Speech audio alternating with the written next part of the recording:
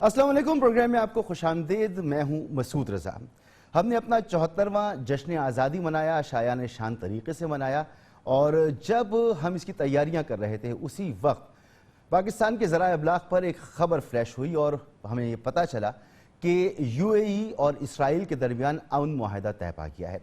इस अमन मुआहदे के तय पाने की खबर के आने के साथ ही सबके जहनों में ये सवाल पैदा हुआ, और ये बहुत नेचुरल सी बात थी कि सवाल जहन में आना कि पाकिस्तान का मौक़िफ़ क्या होगा, क्योंकि इस तरह के अमन मुआहदे के साथ अगर हमारा अरब दोस्त मुल्क इसराइल के साथ करता है तो पाकिस्तान का मौक़िफ़ इस पर क्या होगा, पाकिस्तान अपने दोस्तों के मौक़िफ़ के साथ कहाँ तक आगे जा सकेगा। अगर आगे जाएगा तो पाकिस्तान का जो मौक़िफ़ है कश्मीर पर और फ़लस्तीन पर वो तकरीबन यकसा मौक़िफ़ है कि इन दोनों इलाक़ों के अवाम को इस्तिस्वाब राय का हक़ होना चाहिए, इनको अपने फ़ैसले का हक़ होना चाहिए। बैनुल-अक़वामी क़रारदादें इस पर मौजूद हैं, क़वानीन मौजूद हैं।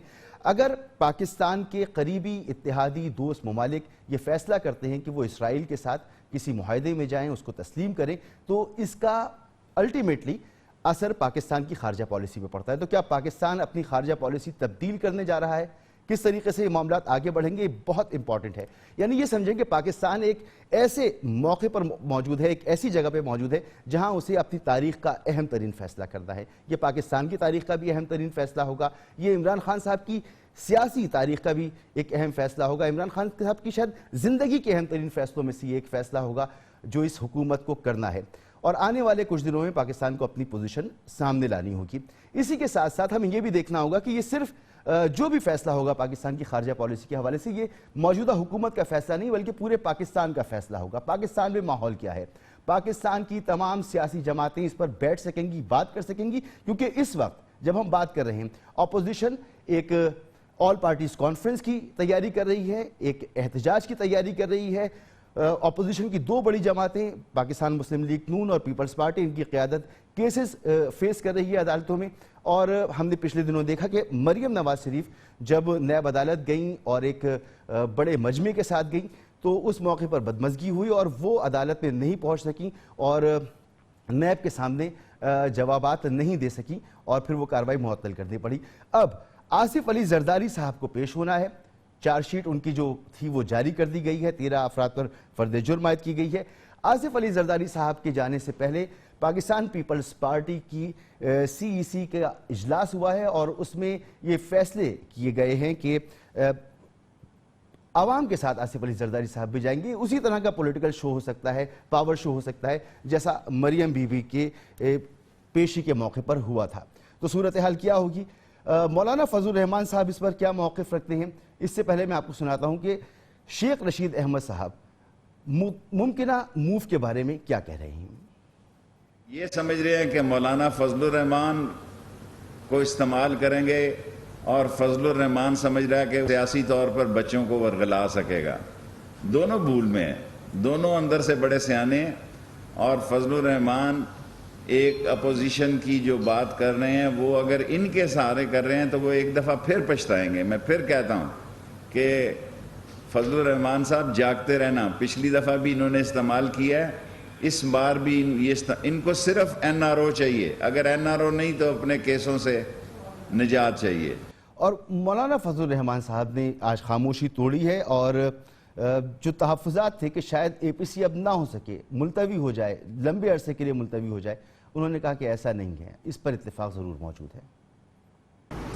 मायूसी का शिकार तो मैं नहीं हूँ और न ही मायूसी हमने अपने करीब आने दी है। तहरीकें जब भी चलती हैं तमाम हिज़्ब इख्तिलाफ के लोगों के इश्तराक से चलें तो वो कामयाब रहती है। इस पर इख्तिलाफ नहीं कि हम एपीसी बुलाएं, इस पर कोई इख्तिलाफ नहीं कि हमें एक नई तहरीक की तरफ जाना चाहिए, लेकिन कुछ चीज़ें हैं कि जो हमारी नज़र में इस नज़रिए के साथ मुतसादिम हैं। तो अपोजिशन एहतजाज कर रही हो, सड़कों पर हुकूमत के खिलाफ आ रही हो और हुकूमत को पाकिस्तान की तारीख के अहम तरीन फैसले करने हों, तो ये कैसे हो पाएगा। मेहमानों का मैं आपसे तारुफ कर रहा हूँ। मेरे साथ मौजूद हैं बहुत मोहतरम जनाब सदाकत अली अब्बासी साहब, रहनुमा हैं तहरीक इंसाफ के। सदाकत अली अब्बासी साहब बहुत शुक्रिया आपका। मलिक अहमद ख़ान साहब, रहनुमा हैं मुस्लिम लीग नून के। सर आपका भी बहुत बहुत शुक्रिया। और सहर कामरान साहिबा, رہنما پاکستان پیپلز پارٹی کی. میڈم آپ کا بھی بہت بہت شکریہ. صداقت بھائی آپ نے تیاری کر رکھی ہے یقینی طور پر. ہمیں تو یہ سب بعد میں پتہ چلا ہوگا, حکومت کو پہلے سے پتا ہوگا کہ عرب دنیا میں کیا کچھ ہونے جا رہا ہے, کیا تبدیلیاں آنے والی ہیں, تو حکومت نے پیش بندی تو کی ہوگی کہ کیسی صورتحال میں اسے کیا لاہ عمل اختیار کرنا ہے. کیا اس موقع پر اپوزیشن کو مکمل طور پر آن بورڈ لینا ہوگا کوئی بھی فیصلہ کرنے کے لیے؟ اور ایک بار یہ ضروری ہے نا کہ پاکستان اپنی خارجہ پالیسی کے خد و خال اثر نو وضاحت کے ساتھ بیان کرے قوم کے سامنے. مسعود صاحب بہت شکریہ.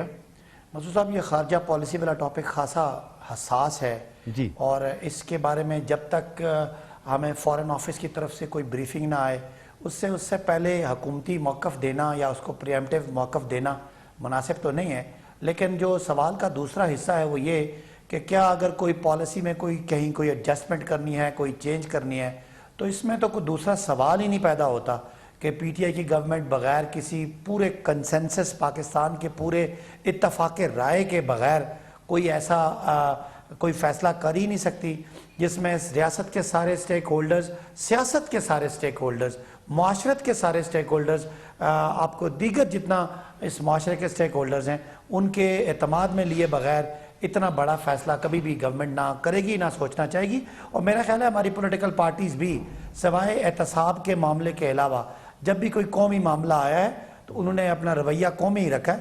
تو مجھے کوئی ایسی ان سے اممیچیورٹی کی نہ ایکسپیکٹیشن ہے اور نہ میرا خیال ہے کہ ہم کو یہ افورڈ کر سکتے ہیں. تو لہٰذا یہ بڑی واضح بات ہے کہ فارن پالیسی ہو, کشمیر پالیسی ہو اور دیگر جو ہمارے فارن پالیسی کے جو بھی خد و خال ہے وہ بغیر کنسنسس کے بالکل آگے نہیں جا سکتے. جی آپ نے بڑی اچھی بات کی کہ اپوزیشن ہمیشہ ایسے مواقع پہ ساتھ دیتی ہے. ایف اے ٹی ایف کے معاملے پر بھی اپوزیشن نے آپ کا بھرپور ساتھ دیا, لیکن پھر جو جسچر آپ نے دیا کہ وکٹری کا نشان بنا کر آپ نے دکھایا, آپ نے تھمز اپ کیا اور آپ نے یہ بتایا کہ جی آپ نے بڑی فتح حاصل کی ہے اور اپوزیشن کے نہ چاہتے ہوئے بھی آپ نے یہ قوانین پاس کروائے ہیں. تو ایسی صورتحال کے بعد جب اگلا کوئی مرحلہ آئے گا تو آپ کو مشکلات پیش نہیں آئیں گی؟ دیکھیں جب ہم قانون پاس کر لیتے ہیں تو ملک کے اندر ہم سیاسی پارٹیز ہیں, انہوں نے بھی قانون پاس کرنے سے پہلے بڑا ہمیں ڈرایا دھمکایا, ہمیں 34 نکات پوائنٹ پکڑا دیے جس کا تعلق نیب سے تھا. تو بہرحال یہ ایک سیاسی مووز ہوتی ہیں, اپوزیشن کی اپنی مووز ہوتی ہیں اور ہم نے ان کو ٹیبل پہ بیٹھ کے انگیج کیا. اور جب ملکی مفاد کی بات آئی تو ظاہر ہے کوئی بھی پولیٹیکل پارٹی ملکی مفاد کے خلاف اگر جائے گی تو اس کو پتہ کہ عوامی غیظ و غصب اس کو سامنا کرنا پڑے گا. لہٰذا وہ جو ان کا پہلے 34 پوائنٹ پیش کر کے ہمیں ڈرانا بھی سیاست تھی اور ہمارا ان کو قانون منظور کروا کے اپنا فاتحانہ جو ہے وہ ملک کے اندر بیانیہ بھی ہماری ایک پولیٹیکل موو ہے. باقی میں سمجھتا ہوں کہ یہ بھی سمجھتے ہیں کہ کہاں تک یہ مخالفت کر سکتے ہیں اور ہمیں بھی پتہ ہے کہ ہم کہاں تک ان کو ناراض کر سکتے ہیں. ٹھیک ہے ملک احمد خان صاحب, یہ جو معاملہ ہے اس کو متحدہ عرب امارات اور اسرائیل کے امن معاہدے کا, اسے ارتھ کوئک قرار دے رہا ہے بین الاقوامی میڈیا کہ یہ ایک زلزلہ آ گیا ہے بین الاقوامی سیاست میں. پاکستان کے لیے اس پر ایک قائم ہونا یہ ایک آسان کام ہوگا, مشکل کام ہوگا, کیونکہ اختلاف رائے موجود ہے. اپوزیشن تو بات کی بات ہے, حکومت کے اپنے اتحادی اس پر پہلے بول اٹھے ہیں. جی مسعود صاحب بہت شکریہ. میں دیکھیں کہ کل جب یہ بات سامنے آئی تو اس سے پہلے اس کے اشارے مل رہے تھے کہ کچھ مڈل ایسٹ میں ٹرمپ ایڈمنسٹریشن نے جو پرانی ایک ان کی ڈپلومیٹک ریزولوز تھیں ان سے یکسر ایک تبدیلی انہوں نے اختیار کی ہوئی تھی پچھلے 6, 8, 10 ماہ سے.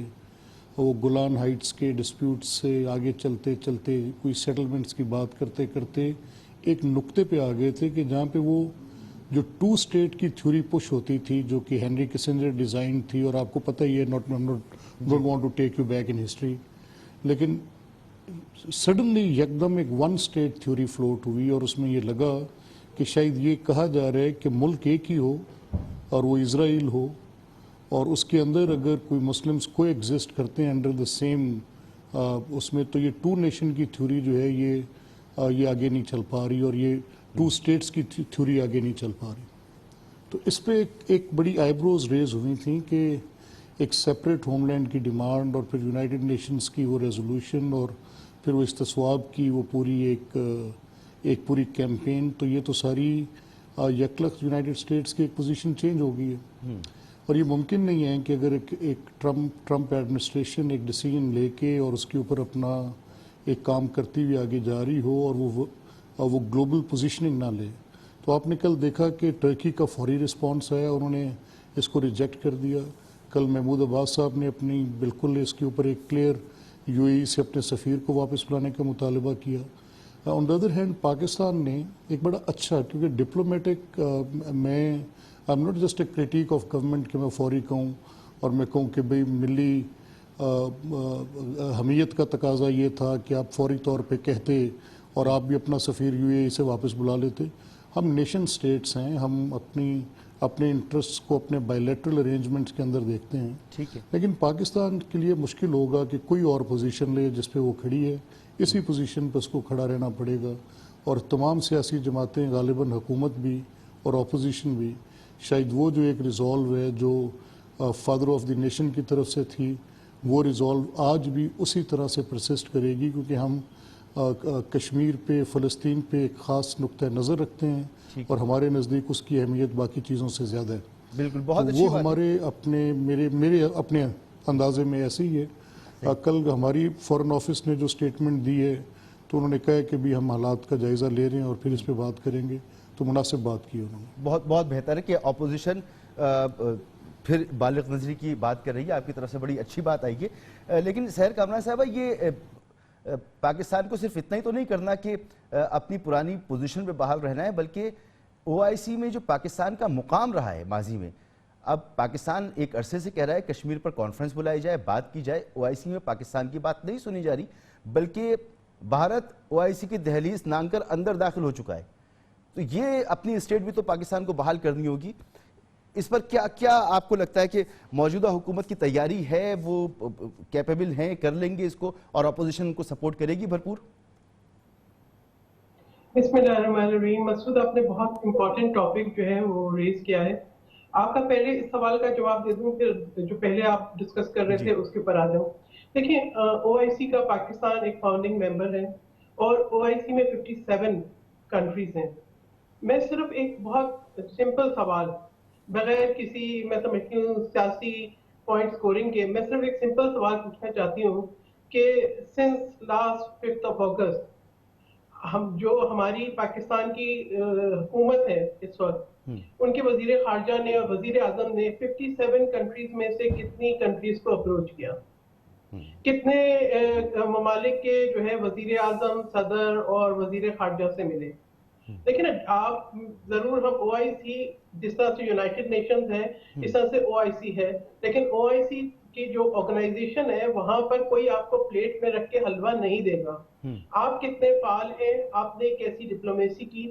ہماری جو خارجہ پالیسی ہے وہ ہے ری ایکشنری, کچھ ہو گیا ہم نے ری ایکٹ کر دیا. دوسرے ممالک جو ہے خارجہ پالیسی ری ایکشنری ان کی نہیں ہوتی, ایک کنسسٹنٹ پالیسی ہوتی ہے. آپ کے اہداف جو ہے وہ آپ کے مقرر ہوتے ہیں اور آپ اپنے اہداف کو سامنے رکھ کے ایک پراپر اسٹریٹجی کے تحت آگے چلتے ہیں. ہمارے یہاں ہوتا ہے کہ ہم سارا سال سوتے ہیں. اچھا, یہ جو آپ کہہ رہی ہیں ہمارے یہاں ہوتا ہے, تو یہ صرف پی ٹی آئی کی گورنمنٹ کو تو نہیں کہیں گی نا, ماضی میں بھی ایسے ہی ہوتا رہا ہے؟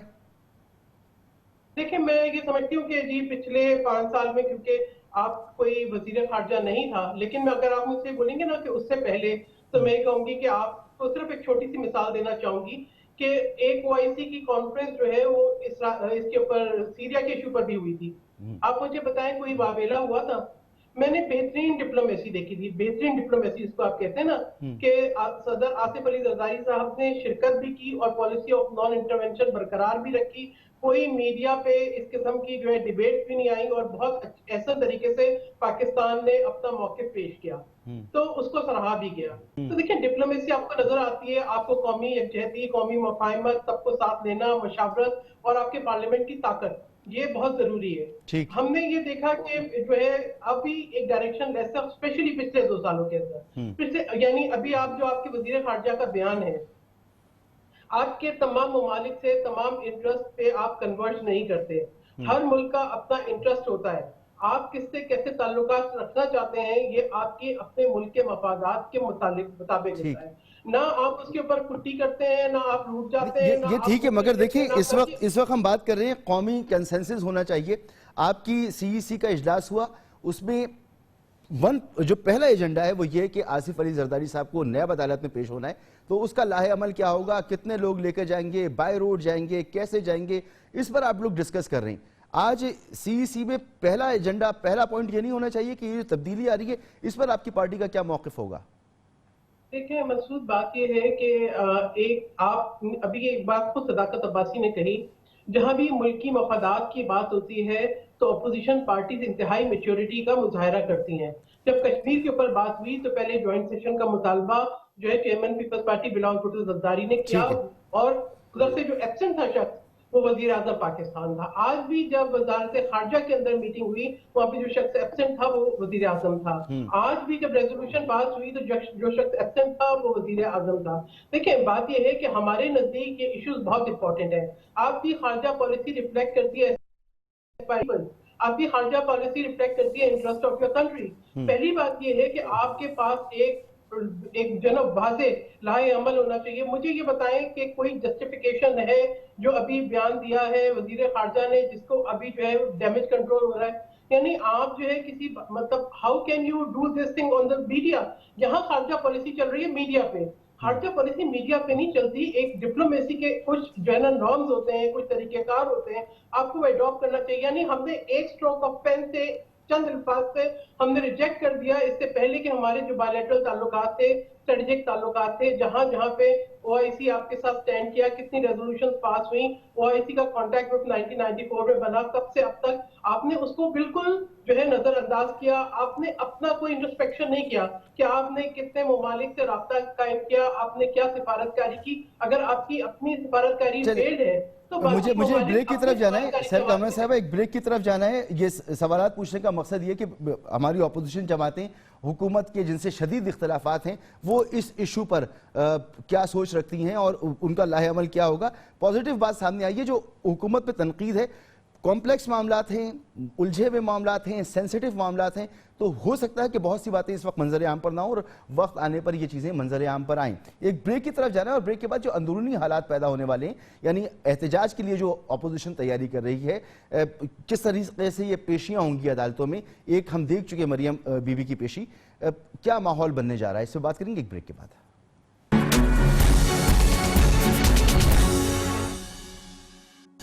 Welcome back. ملک کے لیے اندرونی چیلنجز ہوں یا بیرونی چیلنجز ہوں، سب سے امپورٹنٹ یہ ہے کہ پاکستان معاشی طور پر کتنا مضبوط ہو رہا ہے. جتنا ملک مضبوط ہوگا اسی انداز سے وہ اپنے چیلنجز سے نبردآزما ہو سکے گا. عمران خان صاحب بار بار کہہ رہے ہیں کہ معیشت درست سمت میں چل رہی ہے، 2 سال کے بعد اچھی خبریں آنا شروع ہوئی ہیں.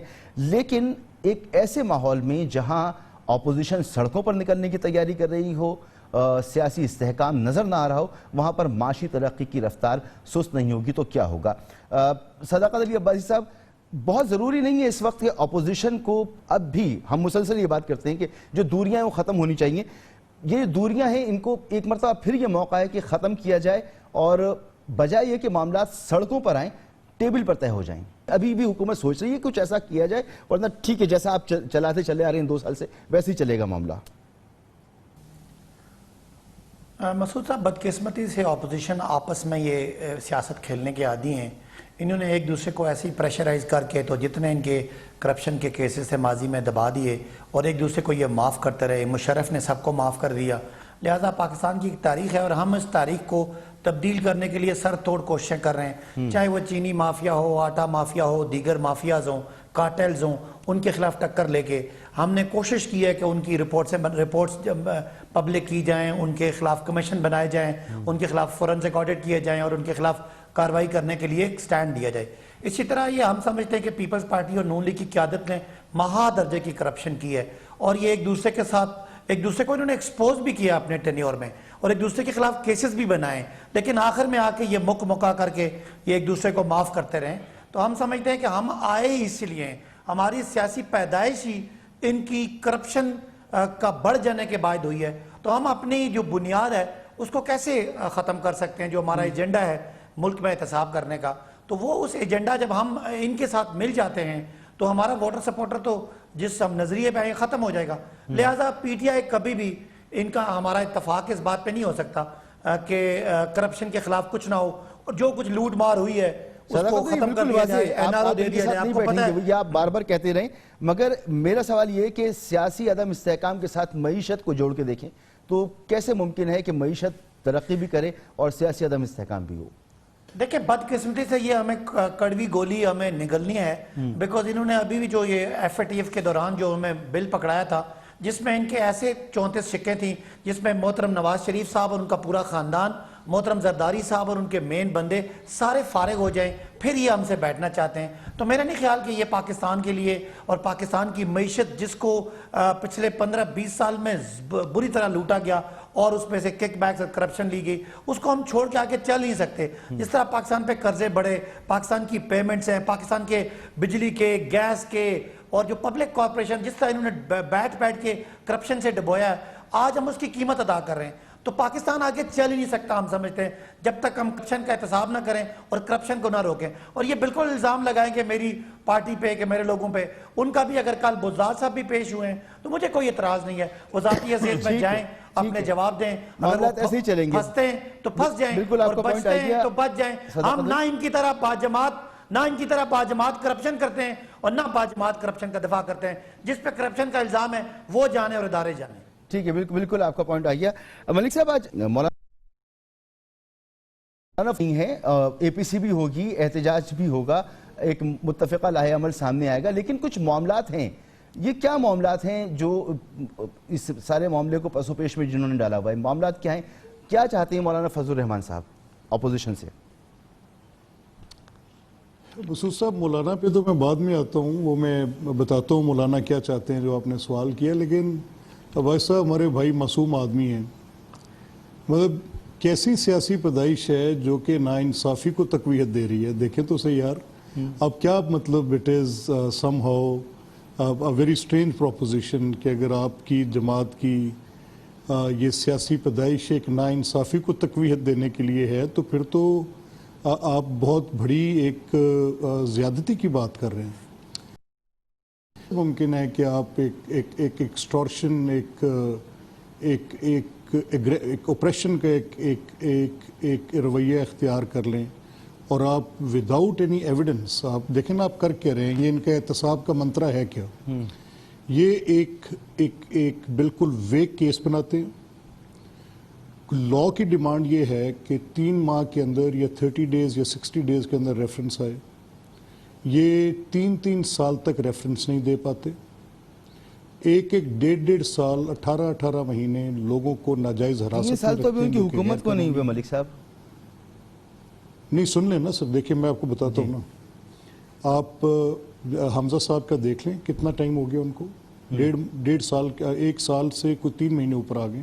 ٹھیک ہے, اور ریفرنس نہیں فائل ہوا. نہیں میں کہہ رہا تھا 3 سال نہیں ہوئے, کوئی ایویڈنس بھی نہیں ہے.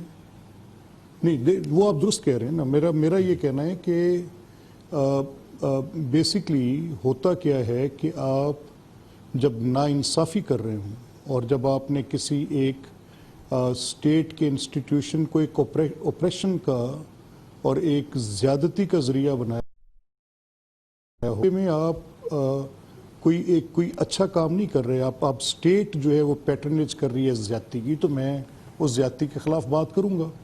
اور اگر اس کے خلاف جب میں بات کرتا ہوں اور میں کہتا ہوں کہ ایویڈنس لے کر آئیں, اور یہ آپ جو ایک میڈیا ٹرائل کرتے ہیں اور آپ کے صرف سپوکس پرسنز کرپشن کے خلاف بات کرتے ہیں, ایویڈنس آپ کے پاس نہیں ہے, آپ کا کوئی بھی کیس جوڈیشل سکروٹنی کے ٹیسٹ کو پاس نہیں کرتا. جو معاملہ عدالت میں جاتا ہے وہ اپنی ادھر ایٹ دا ٹرائل سٹیج اور اپیلیٹ جوریسڈکشن ایسی صورت میں بات ہونے تو کی آپ وجہ نے سے سرخرو ہو جانا ہے. ایویڈنس نہیں ہوں گے, کیس کمزور ہوگا, آپ باہر آ جائیں گے. میڈیا لیکن مجھے ذرا بتائیں نا, ایک سیکنڈ, گناہ دھل جائیں گے. یہ ایسے ہی ہوتا ہے نا. نہیں مسعود صاحب, نہیں مسعود صاحب, مجھے ذرا کائنڈلی یہ بتائیں کہ اگر اسٹیٹ مجھ سے بلا وجہ میری ڈگنیٹی کو وائلیٹ کرے تو مجھے تو کانسٹیٹیوشن, اسٹیٹ کا میرے ساتھ ایک کانٹریکٹ ہے, وہ کانسٹیٹیوشن ہے, اور وہ مجھے کہہ رہے کہ آپ کی ڈگنیٹی وائلیٹ نہیں ہو سکتی. اور یہ حکومتی جو وزراء اور ان کے زعماء اور तर्जमान हैं वो रियासती हैसियत और वसाइल के साथ सारा दिन मेरी डिग्निटी वायलेट करते हैं, तो ये तो कॉन्स्टिट्यूशन की नफी कर रहे हैं। अच्छा, मैंने कहता हूँ कि अगर एविडेंस है तो मुझे कोई एतराज़ नहीं। अगर मेरा आपके पास मेरे खिलाफ कोई जायज़ मुकदमा है और जिसमें आप समझते हैं कि आपने मुझे सज़ा करवानी है, तो ये जो मीडिया ट्रायल आप करते हैं, देखें ना कितनी अजीब बात है कि एक केस जो है वो भी कोर्ट में नहीं जाता और वो सारी डिटेल ये मीडिया हाउसेस को शेयर करते हैं। फिर इनके वही लोग जो जिम्मेदार हैं, जिन्होंने उसकी एक एब्सोल्यूट डोमिनियन रखी हुई है और वो उन अदारों के इंचार्ज हैं, वो टीवी पर जाके बैठते हैं और ये एक इम्प्रेशन क्रिएट करते हैं। लॉ डिफाइन करता है क्राइम क्या होगा, गवर्नमेंट डिफाइन नहीं करेगी क्राइम क्या होगा। यहाँ पर हमने राणा सनाउल्लाह की ज़्यादती से लेके हमजा शहबाज साहब तक के सारे वो केसेस देखे हैं। कई मरतबा हम इसको सुन चुके हैं, सदाकत भाई ने भी जो कहा वो भी हम जानते हैं। लेकिन अब सूरत हाल जो है वो ये है कि मौलाना साहब के तहफ़्फ़ुज़ात हैं वो अभी दूर नहीं हुए, वो मायूस भी नहीं है, वो पुरुमीद भी हैं। वो चाहते हैं कि तमाम पार्टीज जमा हो, एपीसी भी हो, एहतजाज भी हो, लेकिन उनके तहफ़्फ़ुज़ात हैं। वो तहफ़्फ़ुज़ात क्या हैं ये जानना चाह रहा था। अब मुझे एक ब्रेक की तरफ जाना है, ब्रेक के बाद मैं आपसे पूछता हूँ इस पर।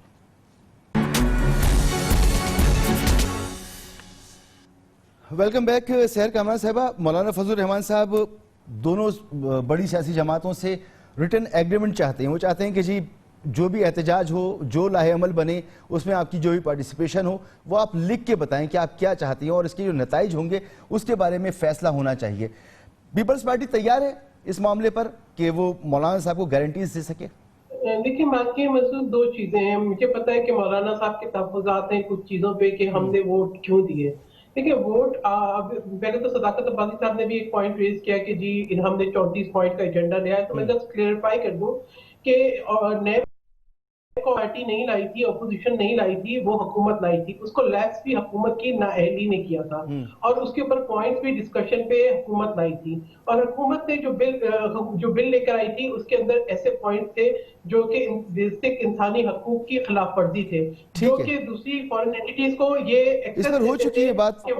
ये आप अपोजिशन के मौक़िफ़ है सामने हमारे। जी बिल्कुल। तो हमने तरमीम के बाद उनको जो है पास किया। मौलाना साहब का पॉइंट बिल्कुल सही है, क्योंकि इस हुकूमत की कारकर्दगी ऐसी है कि इसका मुसलसल चलना पाकिस्तान के लिए बहुत नुकसानदेह है। तो हमें एक तक मौक़िफ़ अपनाना चाहिए है। पीपल्स पार्टी के चेयरमैन बिलावल भुट्टो ज़रदारी खुद भी जो है एपीसी के का मुतालबा कर चुके हैं, उसके लिए कोशिशें भी कर रहे हैं और ये चाह रहे हैं कि जल्द से जल्द एपीसी का जो है इनेकाद हो।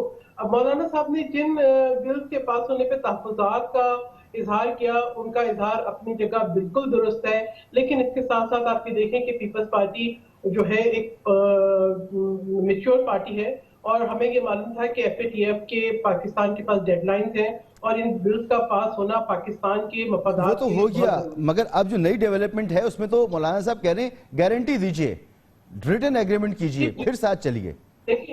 देखिए बिल्कुल, जब एपीसी होगी तो तमाम मामलात पे गुफ्तगू होगी, तमाम मामलात तय पाएंगे और जो मामलात तय पाएंगे पीपल्स पार्टी उसके अंदर बिल्कुल जो है साथ होगी। इसलिए नहीं कि हमें कोई अपोजिशन को कोई अपनी माइलेज लेनी है, अपनी माइलेज लेनी होती तो हम पार्लियामेंट में आके बैठते नहीं।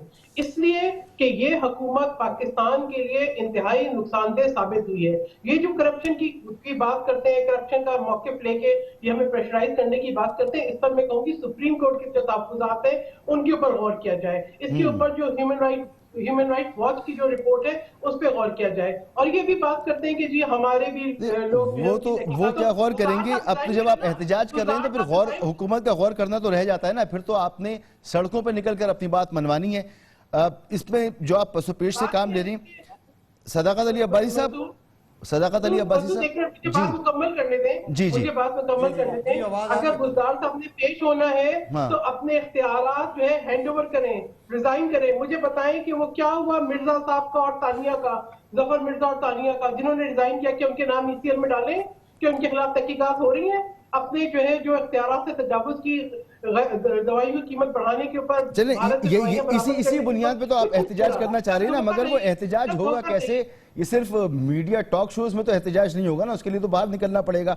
मगर ये बाहर निकलने की बात आती है तो सदाकत भाई आप लोगों को तो इत्मीनान होता होगा कि बिलावल साहब कहते हैं कि शहबाज शरीफ साहब एहतजाज की क़यादत करेंगे और शहबाज शरीफ साहब कहते हैं कि मैं ये जिम्मेदारी नौजवान कंधों पर डालूंगा।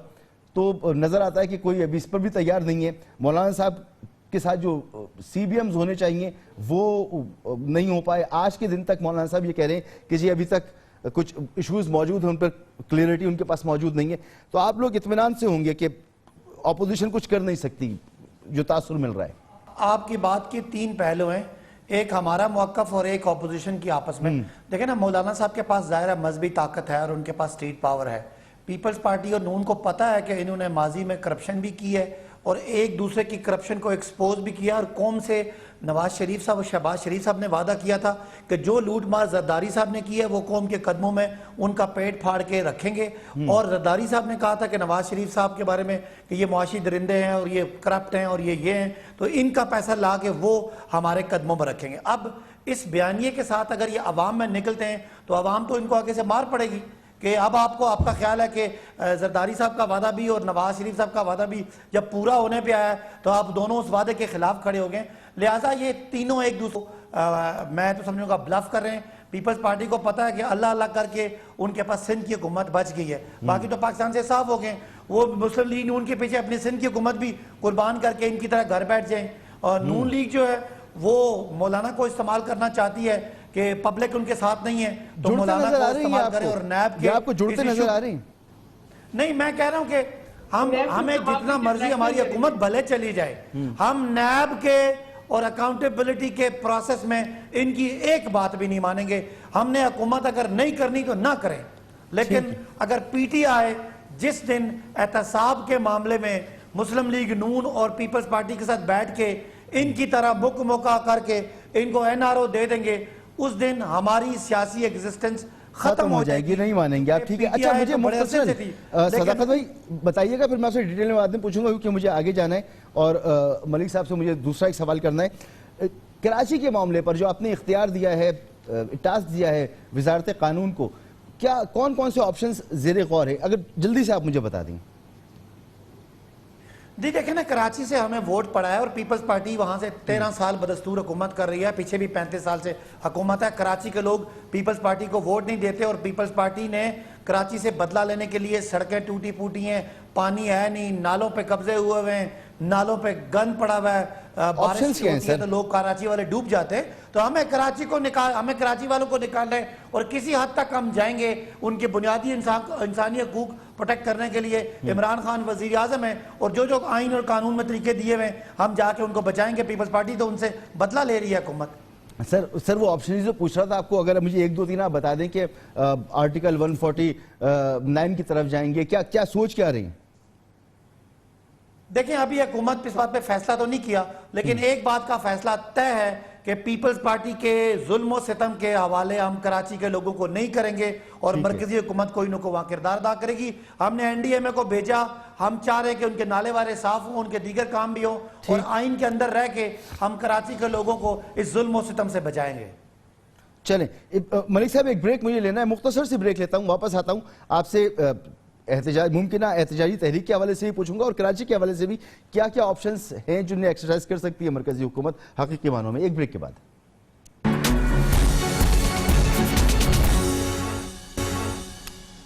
Welcome back. ملک احمد خان صاحب, مولانا صاحب کو جو گارنٹیز چاہیے, ہمارے پاس تو خبر یہی ہے کہ مولانا صاحب ریٹن ایگریمنٹ چاہتے ہیں, مکمل تعاون کے لیے وہ چاہتے ہیں کہ آپ لکھ کر دیں کہ کہاں تک ساتھ جائیں گے اور کیا مقاصد ہوں گے. نون لیگ اس پر تیار ہو پائے گی, ہو رہی ہے تیار؟ دیکھیے مسعود صاحب, میرا خیال یہ ہے کہ مولانا کا زیادہ جو مطالبہ ہے, جو میری سمجھ ہے وہ یہ ہے کہ وہ غالباً یہ سمجھتے ہیں کہ اگر تحریک انصاف کی جو سیاسی پیدائش ہے وہ اسی ناانصافی کی تقویت دینے کی وجہ سے ہی ہے, تو پھر اس کے خلاف فوری باہر سڑکوں پہ نکلا جائے. اور کہتے ہیں کہ یہ سیاسی پیدائش جو ہے وہ خود اس کو مشکوک تصور کرتے ہیں اگر ناانصافی کرنا چھوڑ دیں گے تو اس بنیاد پہ مولانا کے مطالبے میں زور ہے اور درست ہے.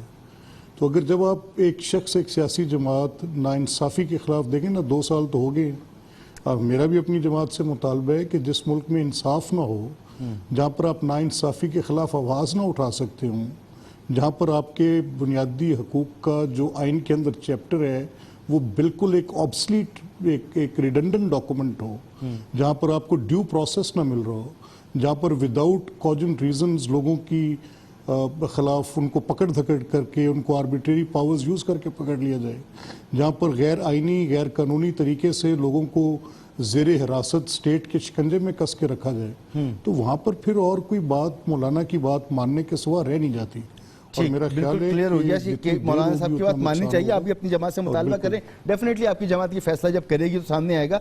सर, ये कराची के हवाले से जो हुकूमत फैसला करने जा रही है कि कोई कानून में तब्दीली की जाए, कोई आइन में गुंजाइश निकाली जाए, इस तरीके से क्या कराची के मसाइल हल कर सकता है वफाक? ये प्रैक्टिकल होगा? अगर आईनी हल की बात है तो आईनी हल का सिस्टम तो प्लेस्ड है, जिसमें प्रोविंशियल ऑटोनॉमी आइन दे रहा है, लोकल गवर्नमेंट्स को उस प्रोविंशियल ऑटोनॉमी ने किस तरह से जो कि स्टेट की डेफिनेशन है वो उसमें लोकल गवर्नमेंट शामिल है, ठीक है, तो लोकल गवर्नमेंट रिडंडेंट है, तो यानी स्टेट जो है वहाँ पर इनइफेक्टिव है जब तक लोकल गवर्नमेंट्स नहीं होती। और अगर आर्टिकल 140A ही वाहिद रास्ता है, कोई और रास्ता नहीं है, अगर 149 पे जाएंगे तो मैं नहीं समझ सकता कि इस तरह के एक डेमोक्रेटिक डिस्पेंसेशन में अगर 149 आया तो पूरा सिस्टम वाइंड अप हो जाए। मलिक साहब, वक्त खत्म हो गया मेरे पास। बहुत बहुत शुक्रिया आपका। सदाकत अली अब्बासी साहब, आपका भी बहुत शुक्रिया। सहर कामरान साहिबा, आपका भी बहुत बहुत शुक्रिया। ये अंदरूनी मामलात, सियासतें, ये सब कुछ चलता रहेगा, लेकिन जो बैरूनी चैलेंजेस पाकिस्तान को दरपेश हैं उसके लिए हुकूमत हो या अपोजिशन, मुझे पूरी उम्मीद है कि सब बालिगुल नज़री का मुजाहरा करेंगे और एक पेज पर होंगे, और पाकिस्तान के लिए जो भी फैसला होगा वो एक बेहतरीन फैसला होगा। इजाज़त दीजिए, अल्लाह हाफिज़।